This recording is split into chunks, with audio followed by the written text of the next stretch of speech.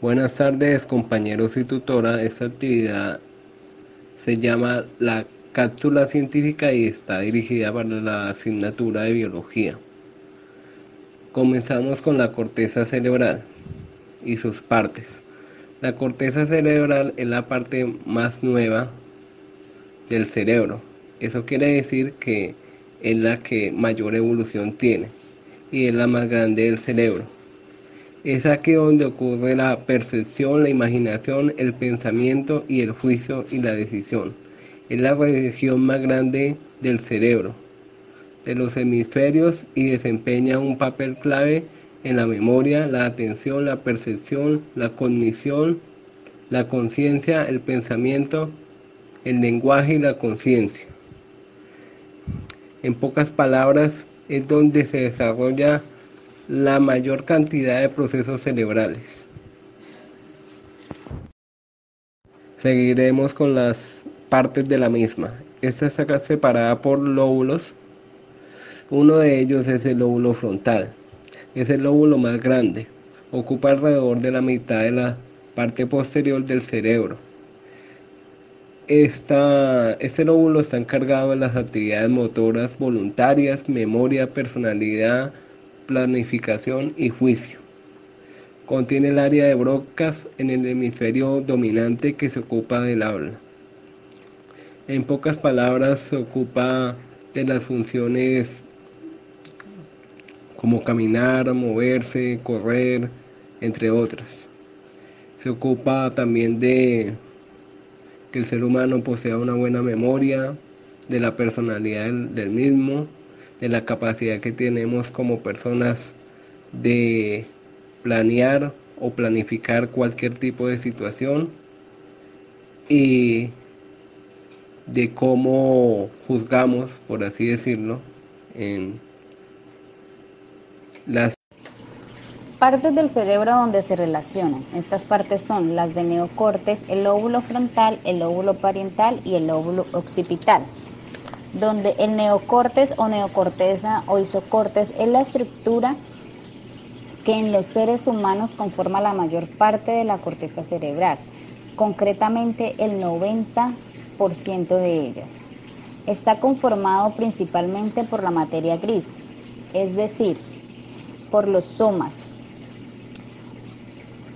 los cuerpos de las neuronas, donde se encuentra el núcleo celular y dendritas de las neuronas que forman parte del encéfalo. El neocortes o neocorteza se considera el área cerebral responsable de nuestra capacidad de razonamiento, reflexión, toma de decisiones y el pensamiento abstracto. Continuamos con el lóbulo frontal. Es una estructura anatómica situada en la parte más frontal del cerebro, es decir, más cercana al rostro. Este ocupa aproximadamente un tercio de toda la corteza cerebral. Este lóbulo cuenta con partes como lo son corteza motora, corteza prefrontal y el área Broca. Entre sus funciones se encuentra el proceso ejecutivo, en las cuales desarrollamos los siguientes procedimientos: metapensamiento, gestión de la memoria de trabajo, ideación a largo plazo, planificación, control de la propia conducta y cognición social. Continuamos con el lóbulo parietal. Se encuentra cerca del centro del cerebro, detrás del lóbulo frontal, delante del lóbulo occipital y por encima del lóbulo temporal. Constituye aproximadamente una quinta parte de la corteza cerebral. Este lóbulo tiene dos funciones principales, las cuales son somatosensación y la integración sensomotora, donde la somatosensación es el sentido que se conoce como tacto. Este está formado por 5 sistemas independientes de la piel o sistemas somatosensoriales, que son tacto leve, vibración, presión, estímulos dolorosos y temperatura. Ahora continuemos con sensomotora. Sensomotora es la acción sensomotriz, es una acción basada exclusivamente en el movimiento y la percepción. Continuamos con el lóbulo occipital. Está situado en la zona posterior del cerebro, por detrás de los lóbulos parietal y temporal. Se encarga de procesamiento visual. El lóbulo occipital contiene el área visual primaria, secundaria y asociación. Estas áreas son área visual primaria, área visual secundaria y área visual terciaria, donde se encargan, como lo dice la palabra, del procesamiento visual.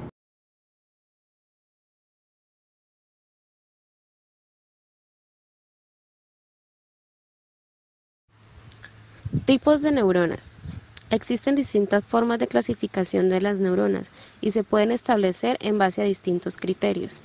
Según la transmisión de su impulso nervioso, existen dos tipos de neuronas, neurona presináptica y neurona postsináptica. La presináptica es la que contiene el neurotransmisor y lo libera del espacio sináptico para que pase a otra neurona. La postsináptica es la que recibe el neurotransmisor. Según su función, las neuronas pueden tener funciones diferentes dentro de nuestro sistema nervioso central, por eso se clasifican de esta manera. Neuronas sensoriales. Estas envían la información de receptores sensoriales al sistema nervioso central. Por ejemplo, si alguien pone un trozo de hielo en tu mano, las neuronas sensoriales envían el mensaje de tu mano al sistema nervioso central, que interpretará el hielo, que es frío. Neuronas motoras. Este tipo de neuronas envían información al sistema nervioso central, a los músculos, para efectuar movimiento al músculo o al estímulo. Las interneuronas, también conocida como neurona integradora o asociación, conecta con otras neuronas pero no con receptores sensoriales o fibras musculares. Se encarga de realizar funciones más complejas y actúa en los actos reflejo, según la dirección de su impulso nervioso. En función de la dirección del impulso nervioso, las neuronas pueden ser de dos tipos: neuronas aferentes y neuronas eferentes. Las neuronas aferentes transportan el impulso nervioso desde los receptores u organismos sensoriales hacia el sistema nervioso central. Las neuronas eferentes son las que transportan los impulsos nerviosos del sistema nervioso central hacia efectores como músculos o las glándulas. Según el tipo de sinapsis. Según el tipo de sinapsis podemos encontrar dos tipos de neuronas, las neuronas excitatorias y las neuronas inhibitorias. Alrededor del 80% de las neuronas son excitatorias. La mayoría de las neuronas tienen miles de sinapsis sobre su membrana y cientos de ellas están activas simultáneamente. El que una sinapsis sea excitatoria o inhibitoria depende del tipo o tipos de iones que se canalizan en los flujos postsinápticos, que a su vez dependen del tipo de receptor y neurotransmisor que interviene en la sinapsis. Neuronas excitatorias son aquellas en las que el resultado de la sinapsis provoca la respuesta excitatoria, es decir, incrementa la posibilidad de producir un potencial de acción. Neuronas inhibitorias son aquellas en las que el resultado de estas sinapsis provocan una respuesta inhibitoria, es decir, que reduce la posibilidad de producir un potencial de acción. Neuronas moduladoras. Algunos neurotransmisores pueden desempeñar un papel en la transmisión sináptica diferente al excitatorio e inhibitorio, pues no generan una señal transmisora, sino que la regulan. Estos neurotransmisores se conocen como neuromoduladores y su función consiste en modular la respuesta de la célula a un neurotransmisor principal. Suelen establecer sinapsis axoaxónicas y sus principales neurotransmisores son la dopamina, serotonina y acetylcolina, según el transmisor. Dependiendo del neurotransmisor que liberen las neuronas, reciben el siguiente nombre: neuronas serotoninérgicas. Este tipo de neuronas transmiten el neurotransmisor llamado serotonina, que está relacionado, entre otras cosas, con el estado de ánimo. Neuronas dopaminérgicas. Las neuronas dopaminérgicas transmiten dopamina, un neurotransmisor relacionado con la conducta adictiva. Neuronas GABAérgicas. El GABAérgica es el principal neurotransmisor inhibitorio. Las neuronas GABAérgicas transmiten GABA, que es el rol de ellas es reducir la actividad neural y juega un papel importante en el comportamiento, la cognición y la respuesta del cuerpo frente al estrés. Ayuda a controlar el miedo y la ansiedad cuando las neuronas se sobreexcitan. Neuronas glutamatérgicas. Este tipo de neuronas transmite glutamato, el principal neurotransmisor excitatorio. Neuronas colinérgicas. Estas neuronas transmiten acetilcolina, entre otras muchas funciones. La acetilcolina desempeña un rol importante en la memoria a corto plazo y en el aprendizaje. Neuronas noradrenérgicas.